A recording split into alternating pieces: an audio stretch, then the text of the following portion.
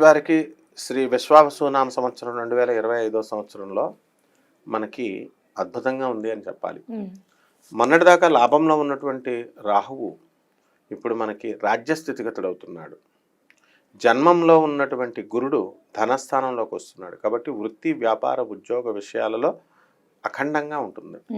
బట్టల వ్యాపారము, కిరాణా వ్యాపారము, ఆ తర్వాత ఎలక్ట్రానిక్స్ సేల్స్, సర్వీస్, రెండు బాగుంటాయి. కంప్యూటర్ కొత్త కొత్త షాపులు పెట్టుకునేటటువంటి వాళ్ళు, సాఫ్ట్వేర్ ఫ్యాక్టరీస్, ఇలా కంపెనీస్, ఇలా ఐరన్ ఇండస్ట్రీ కూడా బాగానే ఉంటుంది.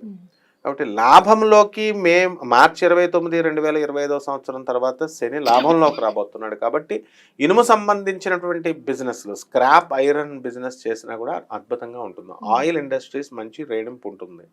టాటా స్టీల్స్ ఇలాంటివన్నీ కూడా షేర్స్, అందులో పెట్టుకున్నటువంటి వాళ్ళ షేర్లు బాగా పెరుగుతాయి. అలాగే ఈ యొక్క కుజగ్రహం మనకి ఏప్రిల్, మే నెలల్లో కొంచెము మనకి కర్కాటక రాశిలో నేచపట్టి ఉండడం వల్ల కొంచెం వీళ్ళకి ధైర్యం సన్నగిలుతుంది. ఈ వృషభ రాశి వాళ్ళకి కెమికల్ ఇండస్ట్రీస్లో కొన్నటువంటి షేర్లు డౌన్లో ఉంటాయి. కాబట్టి వీళ్ళు కెమికల్ ఫ్యాక్టరీస్లో ఉన్నటువంటి ఉద్యోగాలు చేస్తున్నటువంటి వాళ్ళు జాగ్రత్తగా ఉండాలి, ప్రమాదాలు జరగడానికి అవకాశాలు ఉంటాయి. ఇక వృషభ రాశి వారికి స్త్రీ వలన ఒక భయము అనేటటువంటిది ఈ సంవత్సరంలో ఉంటుంది. అంటే భార్య కానీ, అత్తగారు కానీ, మరి వాళ్ళు చెప్పినట్టుగా వీళ్ళు అనుగుణంగా నడుచుకుంటే ఈ వృషభ రాశి వారికి ఏ విధమైన ప్రాబ్లము ఉండదు.